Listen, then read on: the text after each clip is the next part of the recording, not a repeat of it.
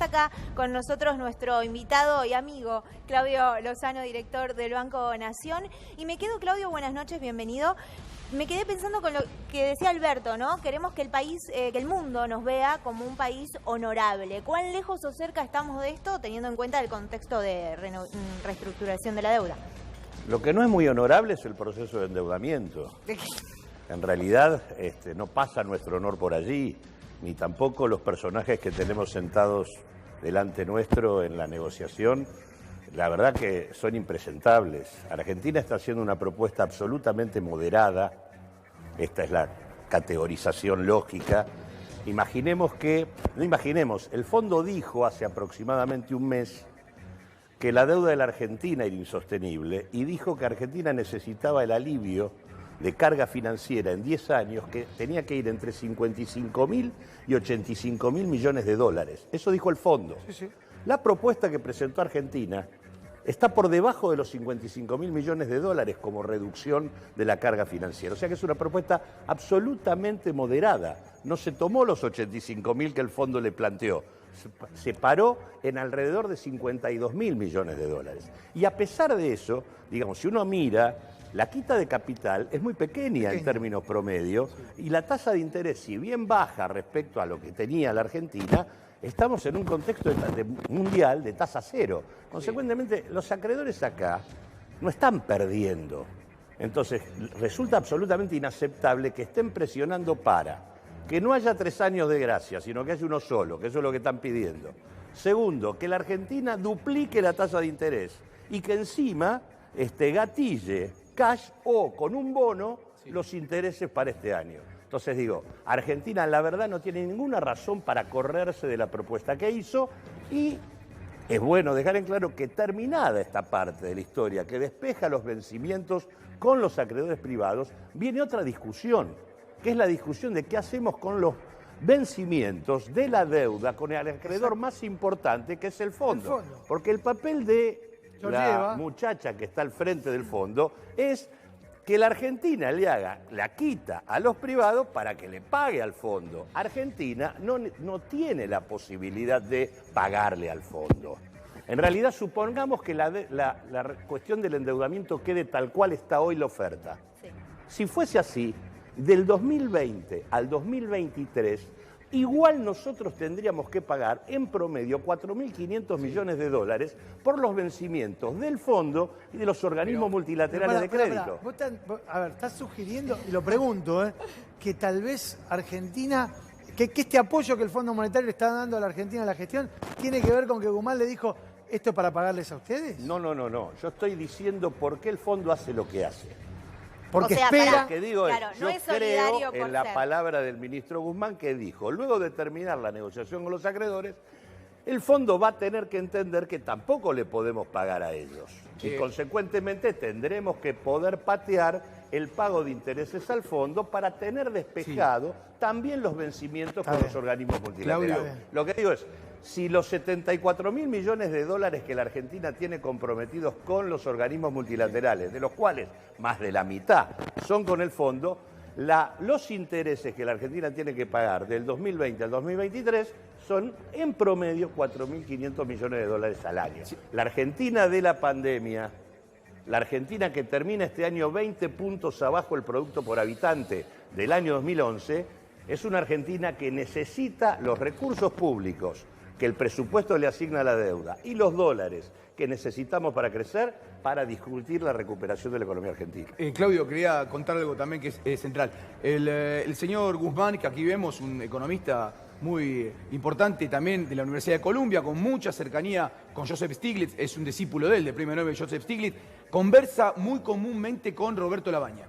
¿Por qué cuento esto? Porque lo que estaba contando recién Claudio Lozano tiene que ver con una teoría que se llama bolsillo único. Esta teoría fue la misma teoría con la que la Argentina hizo la reestructuración de deuda de 2005 y 2010, que era, yo tengo un solo bolsillo donde sale la plata, ¿a quién le pago primero? Obviamente el fondo dice, primero quiero cobrar yo. Los acreedores privados dicen, primero quiero cobrar yo. En ese corso y ricorso, en esa ida y vuelta, es donde se mete la política. Y la política es la que va a decidir a quién se le paga primero. Con un elemento importante, el principal acreedor de la Argentina en este periodo gubernamental es el fondo, Claro. no son los acreedores privados. Por lo tanto, no es menor lo que queda por discutir. Es un tema muy relevante y creo en ese punto que sigue habiendo una cosa suelta aquí que la Argentina sigue sin utilizar y que creo que entraría en la discusión de la honorabilidad que vos planteabas, que es que la capacidad y la fortaleza de la Argentina estaría en investigar el endeudamiento. A mí me sorprendió el informe que sacó el Banco Central, porque el Banco Central muestra algo que ya habían demostrado varios estudios académicos, que sobre los más de 100.000 millones de dólares que entraron, 86.000 millones de dólares se fugaron. Pero también muestra que el 1% de las empresas y bancos que fugaron, se fugaron 46.000 millones de dólares. Y también demuestra que el 1% de las personas físicas que fugaron otros 15.000 millones de dólares. Es decir, en el 1% de las personas jurídicas y el 1% de las empresas están 60.000 millones de dólares. Ese listado, que en realidad el Banco Central no dice quiénes son en su informe, pero tiene los datos con nombre y apellido de quiénes son, esos datos habría que acomodarlos en el impuesto a las fortunas, porque eso es fortunas de la Argentina que están afuera y que salieron en los últimos 4 años y que tienen que ver con el endeudamiento que tenemos. ¿Y vos entendés que las 55.000 palos que entraron, más otros tantos, pudieron haber salido por esta vía? Una de las cosas que dice el informe, que el Banco Central, es que hubo fuga durante todo el periodo, los 86.000 millones de dólares durante todo el periodo, pero con el acuerdo con el fondo, la fuga se acelera, es mayor la fuga a partir del acuerdo con el fondo que antes, cuando el fondo tiene prohibido por estatuto prestarle a los países en situación de fuga de capitales. No solo que el acuerdo con el fondo está flojo de papeles en la Argentina, porque no hay ningún procedimiento administrativo ni jurídico que lo justifique, no solo no cumplieron con la Constitución Nacional, sino que el fondo violó su estatuto. No tiene ni pie ni cabeza lo que ocurrió. ¿El dejo solidario entonces del fondo en este tramo viene de ahí? Yo creo que el fondo, vamos a decirlo así, tiene la cola sucia por varios elementos. Por eso, primero, por las dudas.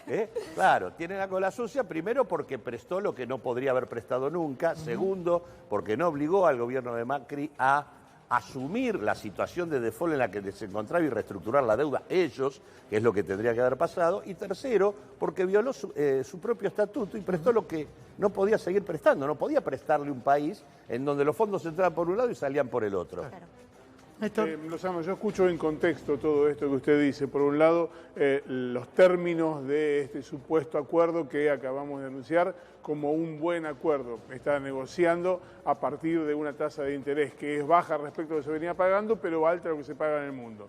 Además, esta decisión de no investigar el origen de la deuda, tampoco buscar la pata de la mesa en la cual se fuga el dinero. Por todo esto, la posición negociadora de la Argentina parece pobre, parece ser bastante débil. La posición de la Argentina es, como dije antes, la Argentina presenta una propuesta moderada que se supone que los acreedores razonablemente deberían aceptar y que están ejerciendo una presión absolutamente inaceptable sobre el gobierno nacional. Y el gobierno yo lo que cede. digo, el gobierno nacional está hasta el momento desperdiciando una herramienta, que es someter investigación al endeudamiento público. A ver, ¿está cediendo frente a la presión de los acreedores? No está utilizando una Claro, está herramienta. dejándole La la palabra cancha. cediendo supone una carga de valor. No sé si no lo va a hacer. El propio presidente de la Nación dijo en la apertura de sesiones del Parlamento de este año, dijo que había que investigar la deuda, le encomendó al Banco Central. Lo que el Banco Central hizo es un trabajo académico, no es una investigación. Claro.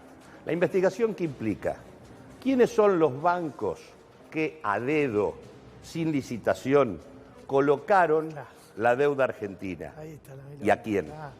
Dos, quiénes son los funcionarios que desde el lado del Estado llevaron adelante el endeudamiento y qué vínculo histórico tienen esos funcionarios con esos bancos.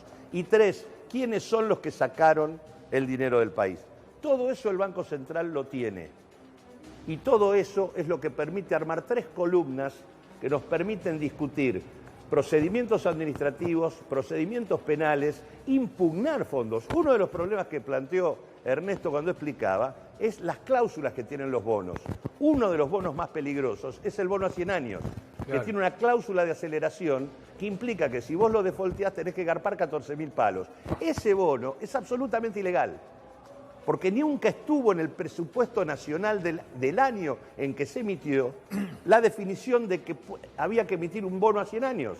Y el único que puede definir qué deuda se toma es el Parlamento Nacional. El presupuesto del año en donde Caputo emitió un bono a imagen y semejanza de lo que necesitaba su propio fondo de inversión, en realidad es ilegal. Ahora, eso es lo que puede generar una investigación.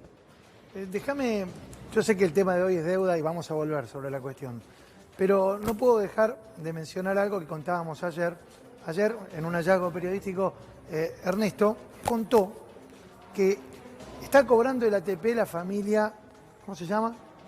¿Sociedades indivisas, decís vos? No, la familia de los de Vicentín. Ah, Nardelli. Nardelli. La familia Nardelli, sí. Toda esta familia están cobrando todos los ATP.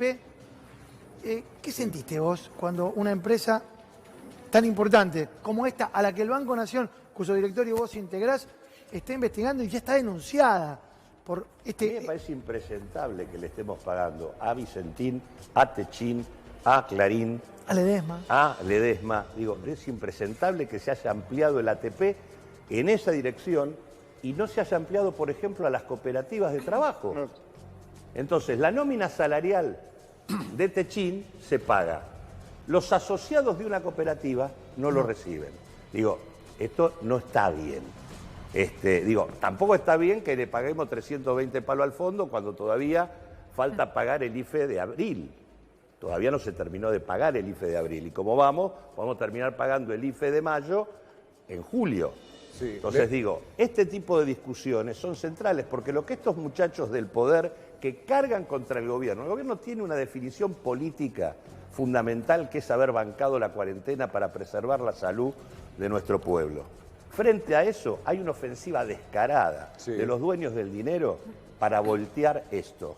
Y la verdad es que lo hacen apelando a la situación de desigualdad de la Argentina. Y por lo tanto, no hay que ceder en estas cuestiones. Ahora, y los que tienen espaldas para bancar los 2-3 meses que implica esta situación, tienen que poner. Y me parece que es un error no hacerlo. Un dato de la realidad aún en la coincidencia conceptual.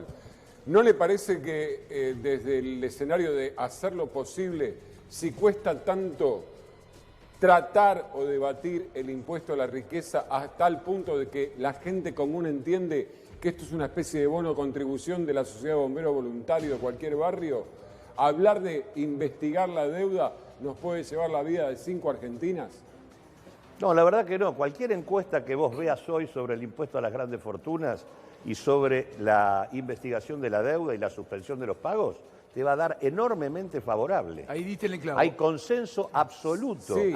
Yo te diría que acá hay otro problema, y es, el Frente de Todos hasta el momento se ha demostrado como una coalición electoral exitosa que pudo ponerle freno al mantenimiento y profundización de la experiencia neoliberal en la Argentina. No hemos logrado que ese Frente de Todos se transforme en una fuerza política que puede intervenir con eficacia, porque adentro del Frente de Todos hay un espacio inmenso de actores sociales que lo integran, que efectivamente están de acuerdo con avanzar, tanto en el impuesto a las grandes fortunas como en el tema de una discusión con los acreedores que no ceda en las cuestiones que la Argentina está planteando. Por lo tanto, lo que tiene, Alberto Fernández ha logrado un nivel de reconocimiento político en función de su definición estratégica monumental. Hay que sostener esta gestión con mayor base social, orgánica, articulada con la gestión. De acuerdo, y eso es política. De acuerdo. Suscribo las encuestas, adhiero. Digo, ahora en el mazo de cartas, el círculo rojo tiene el ancho de espada, el ancho de basto y el 7 bravo. No es cierto. ¿No? No es cierto. No, y menos ahora. Está bajando los lienzos antes de empezar el partido. Menos ahora, porque ese es el tema. Si algún elemento faltaba para que la Argentina se pudiera parar frente al tema de la deuda de otra manera, es la crisis mundial. La Argentina, el default argentino es minúsculo frente a los default que vas a tener en el mundo. Sí. No existe. Pero Claudio, Digo, lo que menos le preocupa al mundo es el default de la Argentina. ¿Y por qué no se toma esa decisión política? Es una decisión política central, Bueno, medular. eso- Divide esta historia Hay, antes y hay después. una estrategia en curso que cree que mostrando amigabilidad con los mercados se van a obtener buenos resultados. Por eso, Macri dejó de pagar y defaulteó, y el gobierno estableció una negociación sobre la base de pagar. Desde que asumimos estamos pagando. Sí, sí, tal cual. Mañana sería el... Entonces, bueno, yo lo que creo que ya pagamos, ya fuimos amigables, tienen que aceptar y punto. Se acabó la película acá.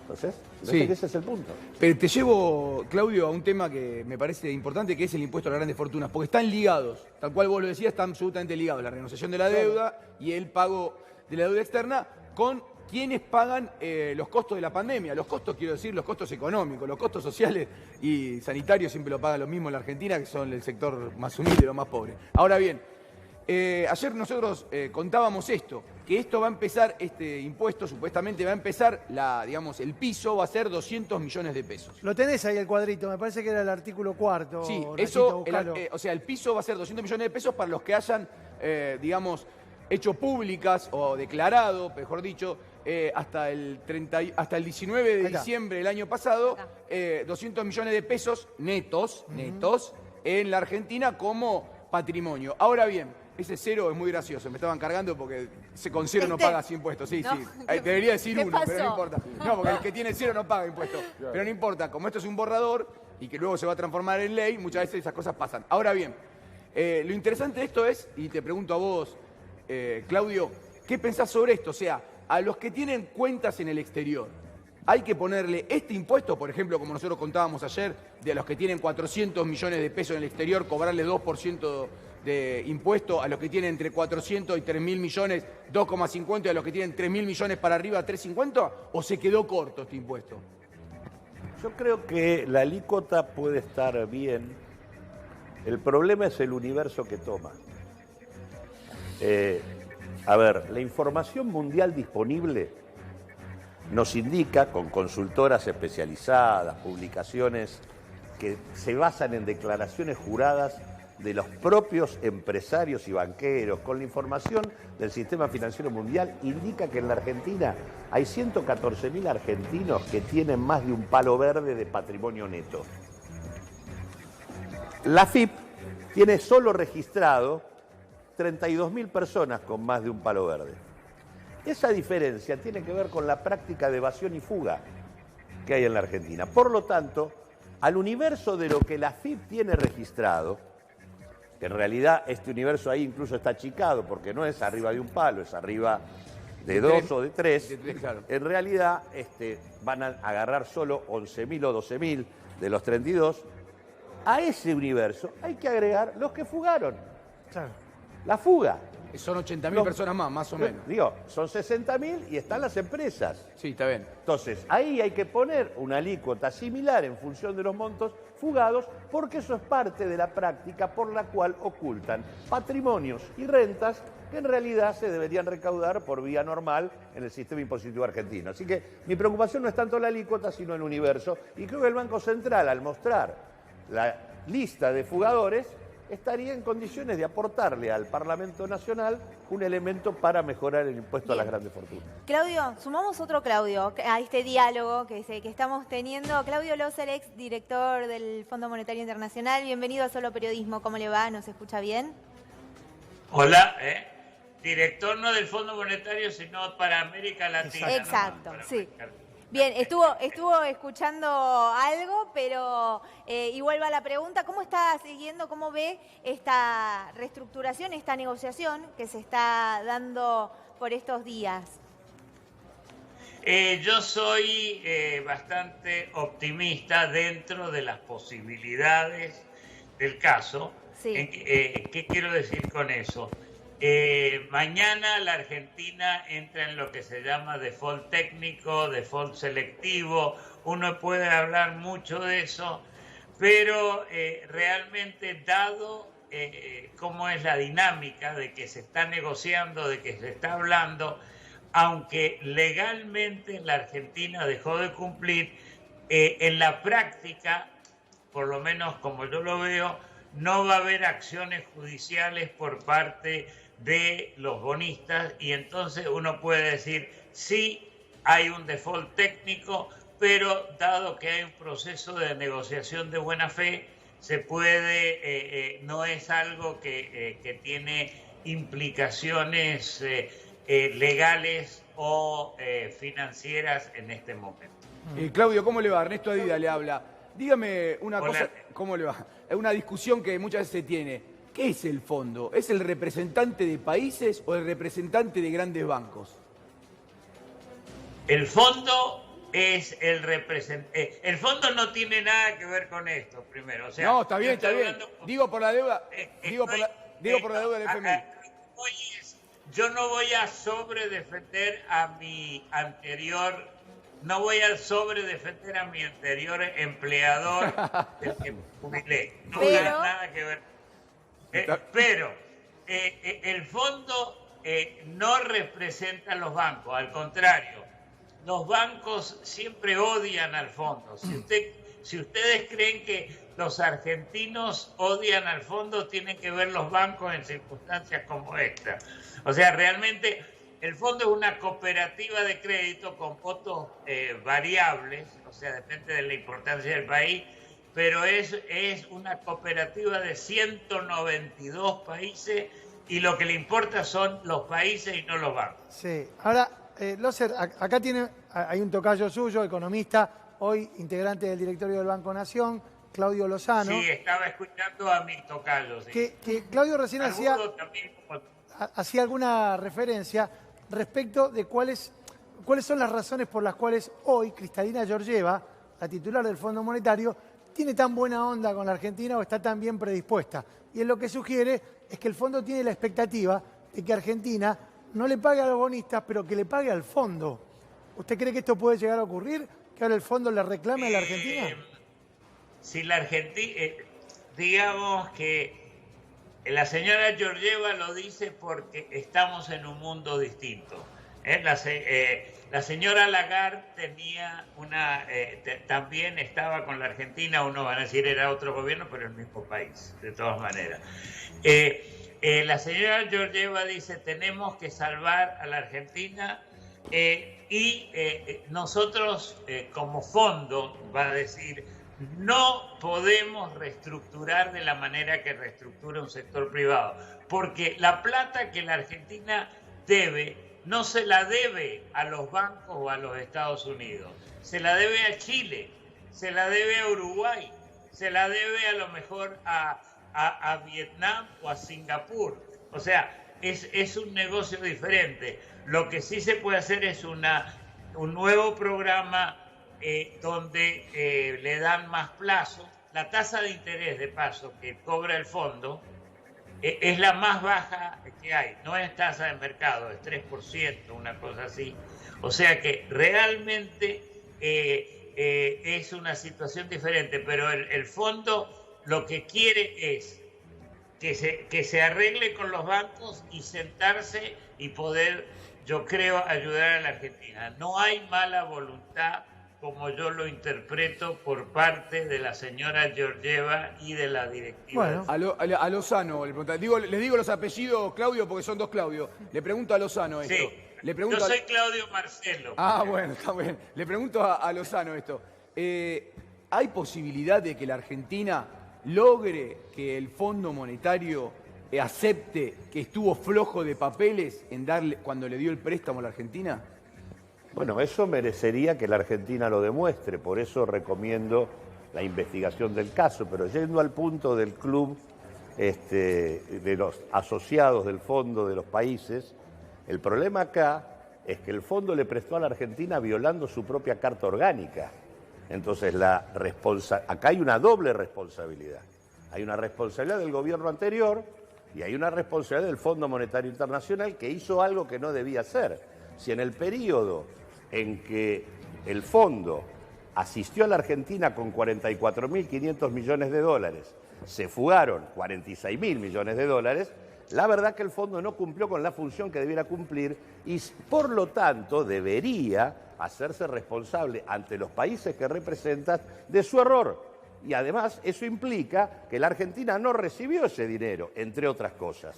Ese es el otro punto que hay que observar. Acá hubo un préstamo que estuvo vinculado a otro tipo de cuestión que no tiene que ver con el rol económico que teóricamente el fondo debería haber cumplido. Y eso no fue, pregunto, Loser, ¿eso no fue violatorio en su momento, digo esto que señala Lozano, de los estatutos, del reglamento del Fondo Monetario?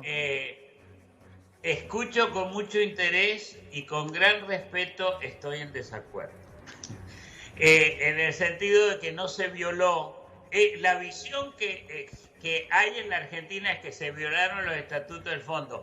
No estaba de acuerdo con los estatutos del año 1946, pero el fondo ha modificado esos estatutos. Ese préstamo, yo puedo pensar que era demasiado loco, yo puedo pensar que era demasiado grande, pero no era ilegal de ninguna manera y por eso no creo que sea correcta esa apreciación. Yo sé que se ha escuchado, evidentemente hay, o sea, tiene una base, pero mirando, es como mirar la Constitución del año 1853 y no la del 91 o 92.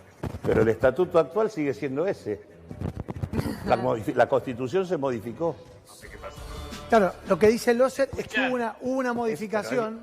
No hubo modificación. En el estatuto del fondo. El artículo 6 de la Carta Constitutiva sigue diciendo que el fondo no le tiene que prestar a países en situación de fuga de capitales. Efectivamente, si es una carta vieja, debiera haber sido modificada. Eso es... Okay. ¿Cómo no se le escuchó? No se le escuchó, diga, Claudio, diga, siga.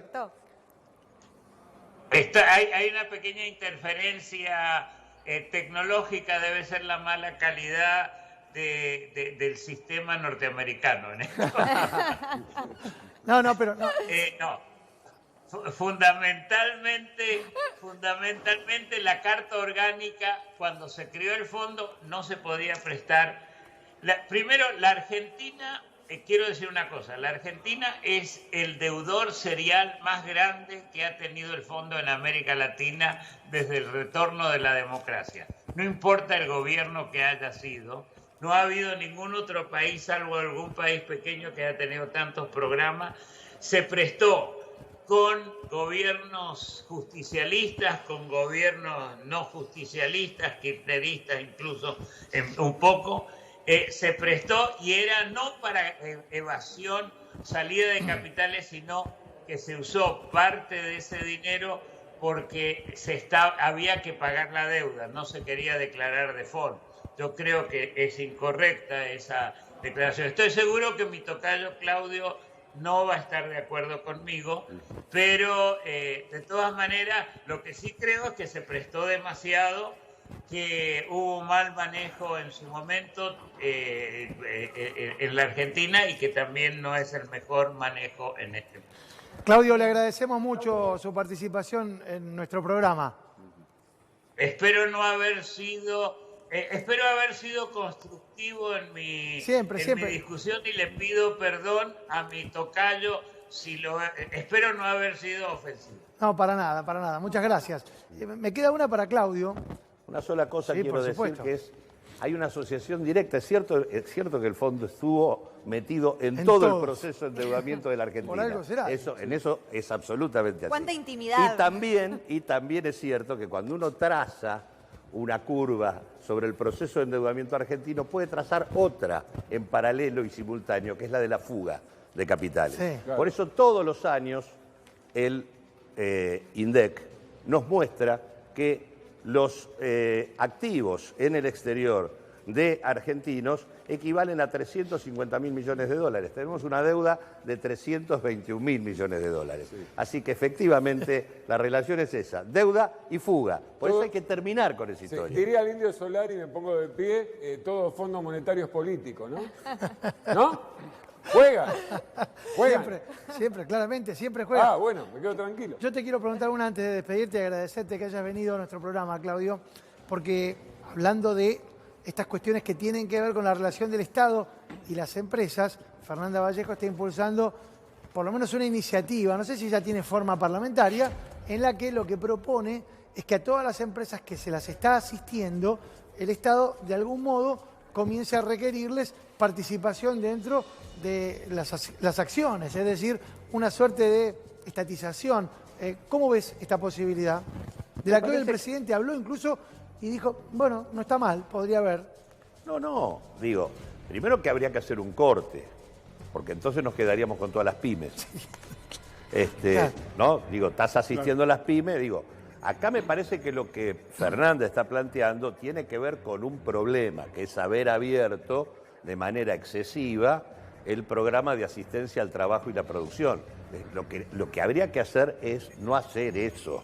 Ahora, también creo que cuando uno a una empresa de esta naturaleza termina poniendo fondos que tienen que ver con el Estado de alguna manera, efectivamente hay que transformarlo en capital accionario. Por eso es que en un contexto donde, por ejemplo, tenemos tanto problema con el tema de los alimentos, ¿no? Y donde nos vendría muy bien tener una empresa pública testigo en el sector alimentario, si Vicentín le sigue debiendo 300 palos al Banco Nación y 350 palos a los pequeños y medianos productores, pensar en una empresa pública con debido control político y social que intervenga en la cadena alimentaria cuando tenemos que quedar en control, es una cosa que habría que pensarlo. No está nada mal, ¿eh? No Queda está en el nada mal. archivo. La Junta Nacional de Grano de Lozano, le quiero poner nombre si sale eso. Sí, para el día después de la pandemia.